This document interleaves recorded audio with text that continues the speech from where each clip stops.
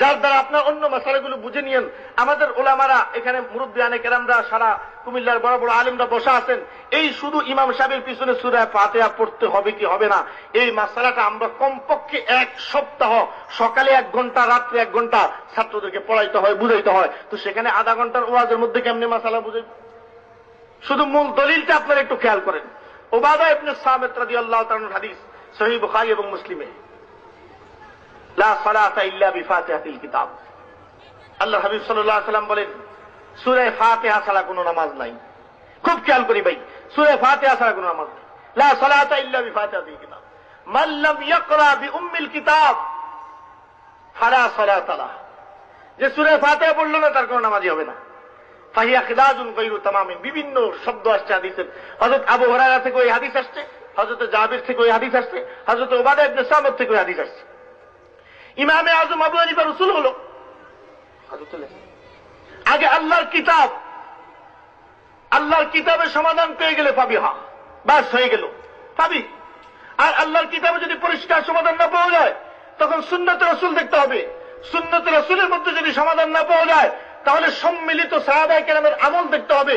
যদি সাহাবায়ে কেরামদের মধ্যে ইখতিলাফ পাওয়া যায়, ইমাম আবু হানিফা বলেন তখন আমার কাছে যেই সাহাবীর কওলটা বেশি গ্রহণযোগ্য সেটা গ্রহণ করি। যদি তাদের মধ্যেও কোনো কওল না পাওয়া যায় তখন আমি নিজে গবেষণা করে সমাধান বের করি।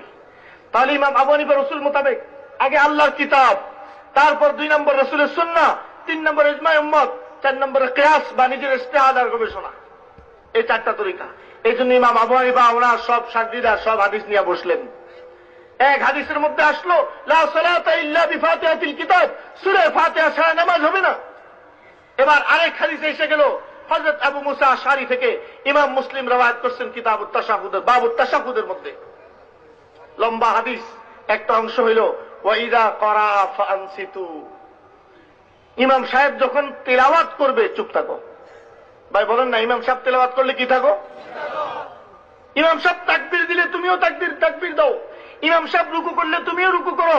ইমাম সাহেব যখন বলবে সামি আল্লাহু লিমান হামিদা, তুমি বলো রব্বানা লাকাল হামদ। ওয়া ইযা ক্বারা ফাআনসিতু। আর ইমাম সাহেব যখন পড়বে তখন চুপ করে রাখো।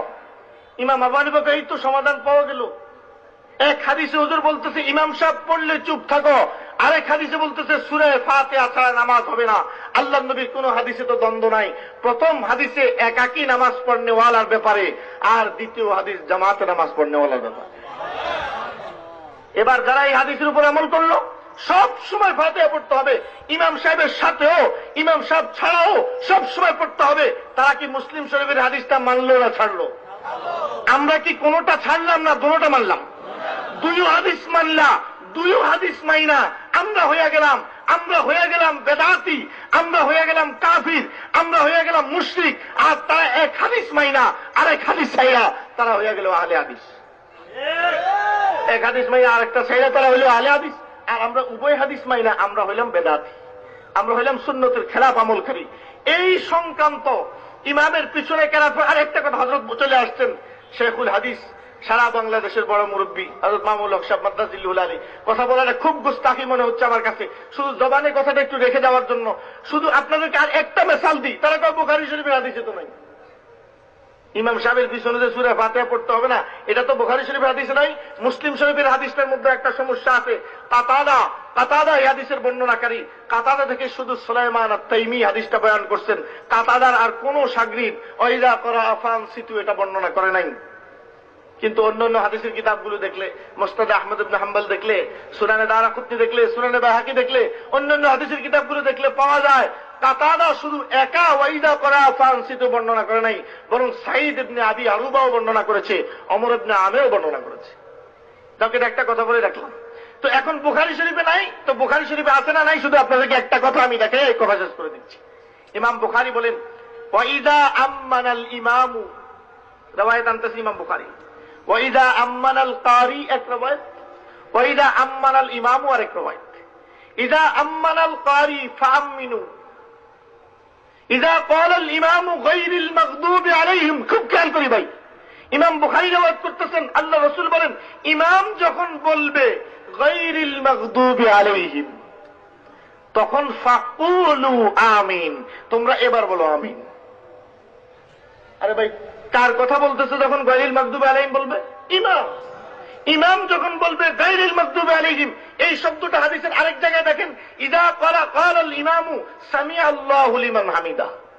আপনারা বলেন তো ভাই, আপনারা কেউ কি সামিআ আল্লাহু লিমান হামিদা বলেন না? রব্বানা লাকাল হামদু।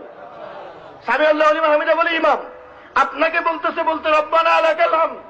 আল্লাহ রাসূল বলতেছেন ইযা ক্বালাল ইমামু গায়রিল মাগদুবি আলাইহিম, ইমাম যখন বলল গায়রিল মাগদুবি আলাইহিম, এবার তুমি বলো আমিন। ফাইন্নাহু মান ওয়াফাকা তামিনুহু তামিনাল মালাইকাতি গুফিরা লাহু মা তাকদ্দামা মিন যামবি, যার আমিনটা ফেরেশতার আমিনের সাথে মিলা যাবে তার জিন্দেগীর সব গুনাহ মাফ। তার এই হাদিসটার দিকে তাকায় দেখেন, গায়রিল মাগদুবি আলাইহিম পর্যন্ত ইমাম মুক্তাদি উভয় বলবে না শুধু ইমাম বলবে, কিন্তু আমিনের মধ্যে আইসা শুধু ইমাম না ইমাম মুসল্লি সবাই।